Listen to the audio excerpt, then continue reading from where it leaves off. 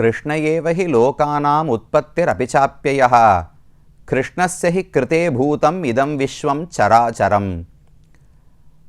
நாம் வாழக்கூடிய இந்த உலகம் அனைத்துமே கண்ணனுடைய சொத்து.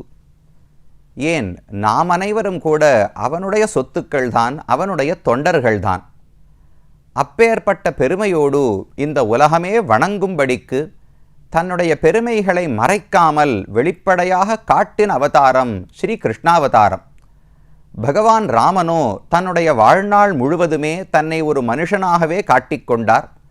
ஆத்மானம் மானுஷம் மன்யே ராமம் தசரதாத்மஜம் என்று தானே கூறுகிறார். என்னை தேவன் என்றோ வேறு ஒருவன் பரம்பொருள் என்றோ யாரும் கொண்டாட வேண்டாம்.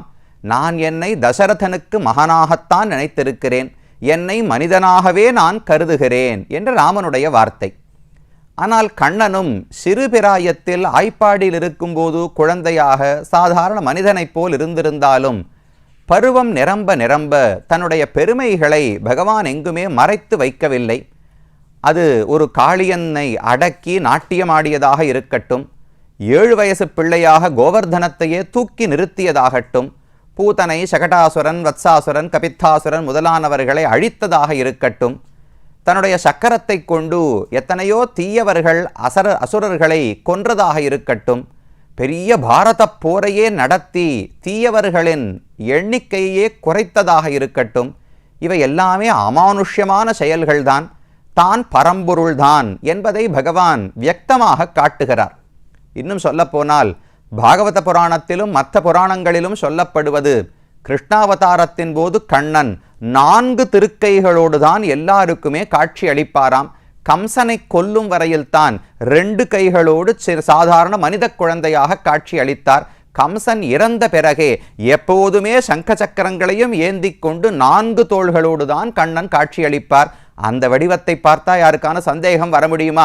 கண்டிப்பாக இவர்தான் பரம்பொருள் என்று பலரும் உணர்ந்திருந்தார்கள். ஆனால் அவரவர்களுடைய கர்மா விடப்போகிறதா? தௌர்பாகியத்தின் காரணமாக பலரும் புரிந்து கொள்ளாமலும் போனார்கள். இவர் ஏதோ தவம் செய்து சக்திகளை பெற்றிருக்கிறாள், ஏதோ சித்த புருஷன் போலிருக்கிறது நினைத்தார்களே தவிர இவர்தான் பரம்பொருள் என்று பலரும் புரிந்து கொள்ளவும் இல்லை. இது கிருஷ்ணாவதாரத்தினுடைய ஒரு ஆச்சரியம். இப்போ விதுரன், பீஷ்மர், இதை போல சிலர் இவர்தான் பரம்பொருள் என்று நன்னா தெரிந்து கொண்டு அவரை சரணமாக பற்றினார்கள். ஆனால் மற்றும் பலர், துரியோதனனோ ஏன் பாண்டவர்களும் கூட இவன் யார் என்று உண்மையாக புரிந்து கொள்ளாமல் போனார்கள். அப்பேற்பட்ட ஒரு அவதாரம். யாருமே அவனை இதோ இருக்கிறான்னு பிடித்து விட முடியாது. சேயன் அணியன் சிறியன் மிகப்பெரியன் ஆயன் துவரைக்கோனாய் நின்ன மாயன் என்று ஆழ்வாருடைய பாசுரம். கண்ணன் சின்ன பிள்ளைதானே, இதோ பிடிச்சிடலாம்னு அருகிலே இருக்கும் பொருளை போல பிடிக்க பார்ப்போம். திடீர் என்று எங்கேயோ வானத்தினுடைய உச்சியிலே பரம்பொருளாக நிற்பார். இதுதான் அவருடைய மாயை. கண்ணன்னு சொன்னாலே மாயன்தானே. மாயனை மண்ணு வடமதுரை மைந்தனைன்னு ஆண்டாளுடைய பாசுரம். அப்ப அருகில் இருப்பது போல் இருப்பார். பிடிச்சுடலாம்னு பார்த்தால் எட்டாக்கனியாக அவ்வளவு உயர்வோடு பகவான் இருக்கிறார். அந்த கண்ணனுடைய எத்தனையோ திருத்தலங்களுக்குள்ளே மிக முக்கியமான திருத்தலம் தொண்டை மண்டலத்தில் இருக்கக்கூடிய திருவல்லிக்கேணி என்கிற அற்புதமான க்ஷேத்திரம். இந்த க்ஷேத்திரத்தினுடைய மகாத்மியத்தை தான் நாம் பார்த்து வருகிறோம். கீழே இந்த பிருந்தாரண்யம், கைரவணி, புஷ்கரணியினுடைய பெருமையை பார்த்தோம். அதைத் தொடர்ந்து கோவிலுக்குள்ளே நாம் நுழைய வேண்டும். உள்ளுக்குள்ள பெருமாள் யார் யார் இருக்கிறார்கள், யாருக்காக வந்தார்கள் என்று பார்க்க வேண்டும் என்றால் முதலில் இந்த கோவிலினுடைய அமைப்பு என்ன என்று வாசலிலிருந்து நெடுங்க வேண்டுமல்லவா? இந்த கோவிலை கட்டி பல திருப்பணிகளை செய்தவன் தொண்டைமான் சக்கரவர்த்தி என்கிற ஒரு அரசன். திருமங்கையாழ்வார் தன்னுடைய பாசுரத்தில் பாடும் பொழுதே, மண்ணு தன் பொழிலும் வாவியும் மதிலும் மாடமாளிகையும் மண்டபமும் தொண்டையதோன் செய்த நன்மையிலை திருவல்லிக்கேணி என்று பாடுகிறார். இங்கு இருக்கக்கூடிய அழகான பொழில்கள் என்ன, வாவிகள், குளங்கள் என்ன, பெரிய மதில்கள், மாட மாளிகைகள் என்ன, இவை அனைத்தையும் அமைத்து அழகாக ஆக்கியவன் தென் தொண்டையர்கோன், தொண்டை மண்டலத்தைச் சேர்ந்த தொண்டைமான் என்கிற அரசன் செய்தான் என்று திருமங்கையாழ்வாரே பாடுகிறார். அவனால செப்பனிடப்பட்டு கட்டப்பட்ட திருக்கோவிலைத்தான் நாம் தரிசிக்கிறோம். முதல்ல நுழையும் போதே பெரிய கோபுரம், வெள்ளை நிறத்தில் உயர்ந்த கோபுரம் நம்மை வரவேற்கிறது. அண்மையில் அந்த இது எத்தனை நாளா இருக்குன்னு அடியனுக்கு தெரியாது. அந்த கோபுரத்துக்கு அருகிலேயே பார்த்தசாரதி பெருமான் தேரோட்டும் கோலத்தில் இருக்கிறார். அர்ஜுனனுடைய அழகான தேர். மாதவா கேசவா, ரெண்டு பேரும் இல்லையோ, மாதவன் கண்ணனுக்கு பெயர். ததஸ்வேதைஹி ஹயைர் யுக்தே மகதி ஸ்யந்தனே ஸ்திதௌ மாதவ பாண்டவச்சைவ திவ்யௌ சங்கௌ பிரதத்மதுஹு என்று வியாசர் மகாபாரதத்தை தெரிவிக்கிறார். கண்ணனும் அர்ஜுனும் ஒரு பெரிய தேர், அந்த தேரில் குதிரைகள் எல்லாம் பூட்டப்பட்டு இருந்ததாம். அந்த குதிரையில தான் முன்னாடி கண்ணன் தேரோட்டியாக அமர்ந்திருந்தார், பின்னால் அர்ஜுனன் ரதியாக. ஒரு தேருக்கு யார் சொந்தக்காரரோ அவருக்கு ரதி என்று பெயர் சம்ஸ்கிருதத்திலே, ஓட்டுபவருக்கு சாரதி என்று பெயரோ இல்லையோ. பார்த்தன் அர்ஜுனன், அந்த பார்த்தனுக்கு சாரதியாக தேரோட்டியாக இருந்த கோலத்தில் தான் பகவானை சித்திர வடிவத்தில் வாசல்லையே சேவித்துக் கொள்ளலாம். உள்ள இருக்கிற பெருமானும் பார்த்தசாரதி எம்பெருமான் தானே. கண்ணனுக்கு வெவ்வேறு நிலைகள். சில கோவில்களில் இப்போ மன்னார்குடி முதலான தலங்களில் சின்ன குழந்தை கண்ணனாக சேவிச்சுக்கலாம், சில ஊரில் பாண்டவதூதன் வளர்ந்த கண்ணனாக சேவிக்கிறோம். இந்த ஊரில் தேரோட்டும் கண்ணனாகவே பகவான் பார்த்த சாரதியாக காட்சி கொடுக்கிறார். அந்த பார்த்தருக்கு தேரோட்டின வைபவத்தை சித்திர வடிவத்தில் நாம் வாசலிலேயே சேவித்துக் கொள்ளலாம். அந்த கோபுரத்துக்கு வெளியிலேயே ஒரு அழகான நீளமான மண்டபம் இருக்கிறது. இந்த மண்டபத்தில் தான் பார்சாதி எம்பெருமான் பத்தி உலாத்தல் என்று கண்டருளுகிறார். பலமுறை புறப்பாடு நடக்கும் பொழுது வாகன மண்டபத்துக்கு போகும் வழியில் இந்த இடத்துல மெதுவா முன்னும் பின்னும் ஒரு முறை, இருமுறை, 3 முறைகள் எழுந்தருளுவார். கீழே ஒரு வெள்ளையான ஆடையை விரித்து நிதானமா வாத்தியத்தின் இசையோடு பகவான் எழுந்தருளும் காட்சியை சேவித்துக் கொண்டே இருக்கலாம். தினமும் வாழ்நாள் முழுக்க சேவித்தாலும் போரும்னு எண்ணமே வராது. அவ்வளவு அழகான திருமேனி பெருமானுக்கு. அதெல்லாம் நடப்பது இந்த வெளி மண்டபத்தில். அதனுடைய ஒரு புறத்திலேயே ஊஞ்சல் மண்டபமும் பெருமானுக்காக இருக்கிறது. இதெல்லாம் வெளியில கோபுரத்துக்கு கீழே வெளியிலே இருக்கக்கூடிய மண்டபம். கோவிலுக்குள் நுழைவதற்கு முன்னால் முக்கியமான 2 சன்னதிகளை நாம் தரிசிக்க வேண்டும். ஒன்று, இந்த கோவிலுக்கு அருகிலேயே இருக்கக்கூடிய நம்மாழ்வாருடைய சந்நிதி. நம்மாழ்வாருக்கும் பார்த்தசாரதி எம்பெருமானுக்கும் ரொம்ப நெருக்கமான தொடர்பு உண்டு.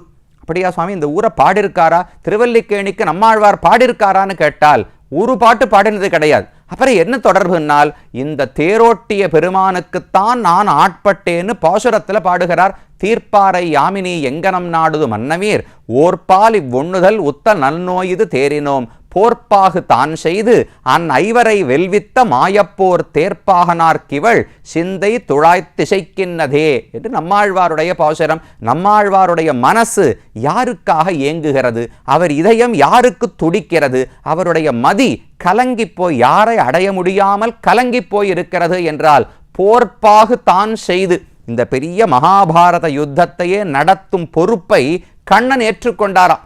இல்லையா சுவாமி, இந்த பக்கம் பீஷ்மர் படைத்தளபதி, இந்த பக்கம் திருஷ்டத்யும்னன் தானே படைத்தளபதி, இவர் என்ன பண்ணார்னு கேட்டால் அவெல்லாம் முன்னாடி நிற்பவர்கள், திரைக்கு பின்னால் நின்று கொண்டு இந்த யுத்தம் முழுவதையும் நடத்தினவர் கண்ணன் தானே.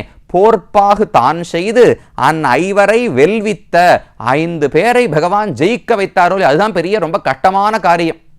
ஏன், இவரெல்லாம் பலசாலிகள், நல்ல வீரர்கள் தானே. வெல்ல வைப்பதில் என்ன கஷ்டம்னால், நான் சண்டையே போட மாட்டேன் என்று அர்ஜுனன் சொல்லி கொண்டிருக்கிறான். அவனுக்கு உபதேசம் பண்ணி மனசை மாற்றி சண்டை போட வச்சு ஜெயிக்க வைக்கணும் இல்லையோ. ஒருத்தர் நான் போட்டியில் கலந்துக்கிறேன்னு சொன்னால் அவருக்கு பயிற்சி கொடுத்து ஓட வச்சு ஓட்டப்பந்தயத்தில் ஜெயிக்க வைக்கலாம். நான் ஓடவே மாட்டேன்னு அடம்பிடிப்பவரை எப்படி ஜெயிக்க வைக்க முடியும்? அதுதான் கண்ணன் செய்த காரியம். ஐவரை வெல்வித்த மாயப்போர் தேர்ப்பாகன். இவர் தேர் ஓட்டி ஓட்டியே இந்த 5 பேரையும் ஜெயிக்க வைத்து விட்டாராம். எப்படி தேரோட்டுவாராம்னால், பீஷ்மருக்கும் அர்ஜுனனுக்கும் யுத்தம் நடக்கும் அல்லவா. பீஷ்மர் அர்ஜுனனை தொலைக்க வேண்டும் என்பதற்காக அம்பு எய்ய வேண்டும். ஒரு 200 அடி தூரத்தில் அர்ஜுனன் இருக்கான்னு வச்சுங்களேன். அவ்வளவு தூரம் விடுறதுக்கு நன்னா இழுத்து அம்பை விடுவாரோ இல்லையோ. கண்ணன் சாட்டையை சட்டின உடனே குதிரைகள் வேகமாக 200 அடியிலிருந்து 20 அடிக்கு பக்கத்தில் வந்து நின்றுடுமா. அம்பு தலைக்கு மேலே பறந்து போயிடும். ஓ, அர்ஜுனன் கிட்டக்க இருக்கிறானேன்னு இங்கு அம்பு விட போவார், பின்னாடி நோக்கி தள்ளுவாராம். 200 அடியில் போய் குதிரை நின்றுடுமா. இப்படி முன்னும் பின்னும் தேரை ஓட்டி ஓட்டியே அம்புகளை எல்லாம் தீர்த்து விட்டான் பகவான். இப்படி ஓட்டியே அந்த யுத்தத்தை ஜெயித்து கொடுத்தானாம். போர்ப்பாகு தான் செய்து ஐவரை வெல்வித்த மாயப்போர் தேர்ப்பாகனார்க்கு இவள் சிந்தை துழாய்த்து இசைக்கின்னதே. இவளுடைய நெஞ்சம், இவருடைய சிந்தை ஆசைப்படுவதே அந்த பெருமானைத்தான் என்று பார்த்த சாரதி. தேரோட்டியான பெருமானுக்கும் ஆழ்வாருக்கும் தொடர்பு. அதனால பார்சாதி எம்பெருமானுக்கு அருகிலேயே நம்மாழ்வார் எழுந்தருளி இருக்கிறார். தேர் கடவிய பெருமான் கனைகளல் காண்பது எண்ணுகொல் கண்களே என்று ஆழ்வார் பாடுகிறார். அந்த தேர் கடவிய பெருமான் பகவானுடைய திருவடி எவ்வளவு மென்மையானது. அதை புஷ்பம் தாமரை மலருக்கு மேலே வைத்து வணங்க வேண்டும் இல்லையா, நம்முடைய தலையால வைத்து தாங்க வேண்டும். ஆனால் அந்த திருவடி எவ்வளவு கட்டப்பட்டது தெரியுமா? சாரதிக்கு தேரில் உயர்ந்த ஸ்தானமெல்லாம் கொடுக்க மாட்டார்கள். ரதி அர்ஜுனன் அமர்வதற்கு நன்னா பட்டு துணியெல்லாம் விரிச்சு வெல்வத்து துணி குஷன்லாம் வச்சு நல்ல ஆசனம் இருக்கும். சாரதிக்கென்று தனியாக ஆசனம் எல்லாம் இருக்காது. இந்த ஒரு தேர் இருக்கு, தேரில் சக்கரங்களுக்கு நடுவில் ஒரு குச்சி இருக்கும். அந்த குச்சியிலிருந்து குதிரைகளை கட்டுறதுக்கு ஒரு குச்சி இருக்குமோ இல்லையோ, அந்த குச்சியில் தான் அமர்ந்து கொள்ள வேண்டும். அதுக்கு மேலே பெருசாக இடமெல்லாம் கிடையாது. காலை வச்சுக்கிறதுக்கெல்லாம் இப்போ நம்ம வண்டியெல்லாம் ஓட்டுறோமே, 2 சக்கர வாகனமெல்லாம் ஓட்டுறச்சே கால் வைக்கிறதுக்குன்னு இடம் கொடுக்குறாளோ இல்லையோ, அது கூட கிடையாது. கால் கீழே தொங்கி கொண்டிருக்கும். இவர் போகிற வேகத்தில் எங்கே கால் கீழே படுமா அடிபடுமா ஒன்றுமே தெரியாது. ஆனாலும் பகவான் அவ்வளவு எளிமையோடு தன்னுடைய பக்தனுக்காக தேரோட்டினாரே.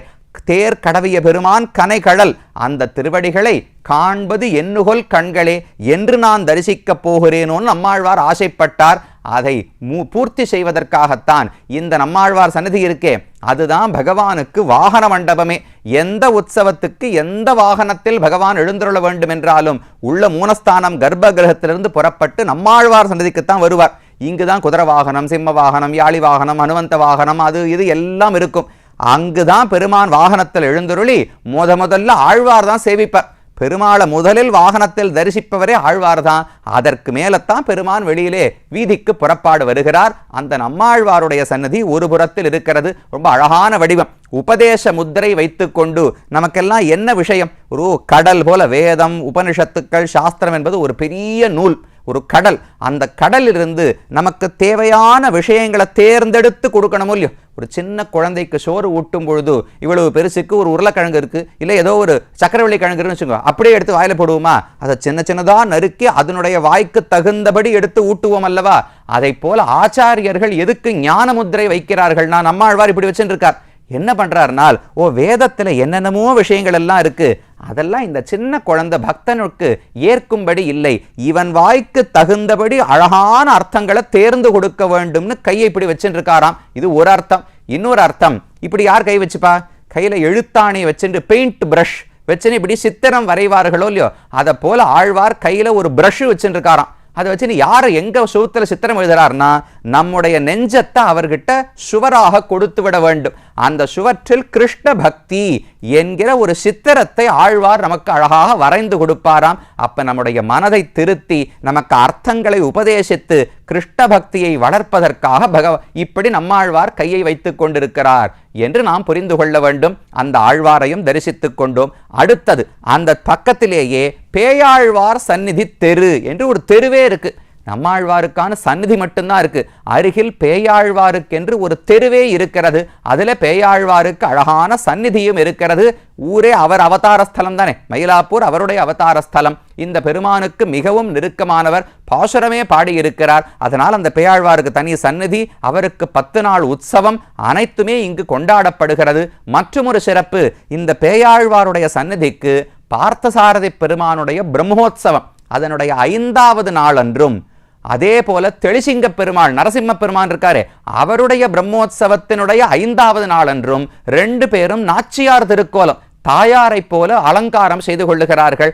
அன்றைய தினம் இந்த 2 பேரும் இந்த பேயாழ்வார் சன்னதிக்கு வந்து ஆழ்வாருக்கு காட்சி கொடுத்து விட்டுத்தான் மேலே செல்லுகிறார்கள். அப்ப 2 பெருமானையும் பெண் வடிவத்தில், தாயார் வடிவத்தில், பேயாழ்வார்னு சொன்னாலே தாய்க்கு பிராட்டிக்குத்தானே முக்கியத்துவம். பகவானை திருக்கோவலூரில் பார்க்கும் பொழுதே முதல்ல அவர் சொன்னது என்ன? திருக்கண்டேன், நான் பெருமாளை பார்த்தேன். அவர் பாசுரத்தை தொடங்கவில்லை, திருமார்பில் மகாலட்சுமியை கண்டுவிட்டேன்னு தான் பாடத் தொடங்குகிறார். அதனால பெருமானும் மகாலட்சுமி வேடத்தில் நாச்சியார் திருக்கோலத்திலேயே வந்து காட்சி கொடுக்கிறார். இது பேயாழ்வாருக்கு இங்கு இருக்கக்கூடிய சன்னதியினுடைய ஏற்றம். இதெல்லாம் கோவிலுக்கு வெளியே இருப்பது. இனி கோயிலுக்குள்ளே நுழைந்து ஒவ்வொரு மண்டபமாக ஒவ்வொரு சன்னதியாக தரிசிப்போம்.